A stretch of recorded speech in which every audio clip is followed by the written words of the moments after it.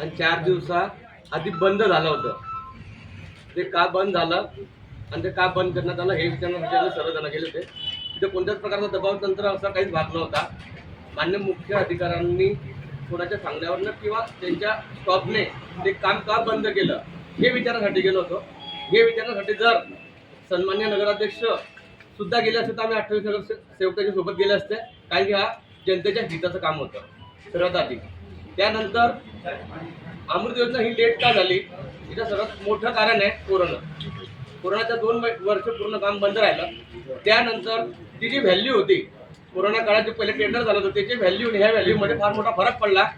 ते पायपिंगचे रेट, त्याचे रेट, सर्व बांधकाम रेट हे सर्व डबल झाले. त्यामुळे त्या टायमाला 60% काम झालं.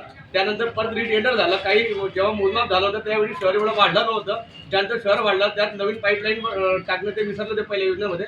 नंतर परत आम्ही त्या मोजमाप करून ज्या गल्ल्या सुटल्या त्या ज्या बोडी सुटल्या त्या इंजिनियर लोकांकडे मोजून ते नवीन आम्ही प्रस्ताव तयार केला. तो प्रस्ताव मंजुरीला गेला. त्यामुळे ते लेट झालं सर्वात आणि त्याची व्हॅल्यू त्यामुळे वाढली, कारण की प्रत्येक गोष्टीचा व्हॅल्यू रेट वाढल्यामुळे त्याची व्हॅल्यू डबल झालेली आहे.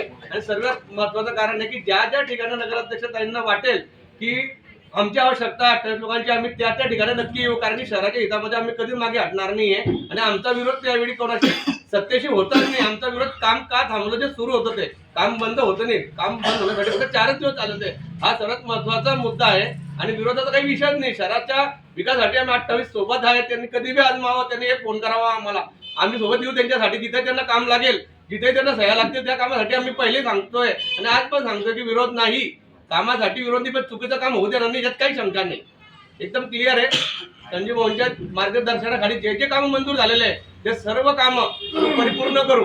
कोणतंच काम थांबणार नाही. आणि अजून म्हणजे पहिल्या टप्प्यात नगरपालिकेची सत्ता येताना 8च दिवस झाले. डीपीटीसीच्या माध्यमातून जर 3 कोटी रुपये प्रभाग क्रमांक 21 ला जर मान्य आमचे वस्त्रोद्योग मंत्री संजय सावकार जर देत असणार तर याचा अर्थ काय की त्यांच्या शहरात तो विरोध नाहीये. शहराच्या विकासासाठी त्यांनी 3 कोटी रुपये दिलेले.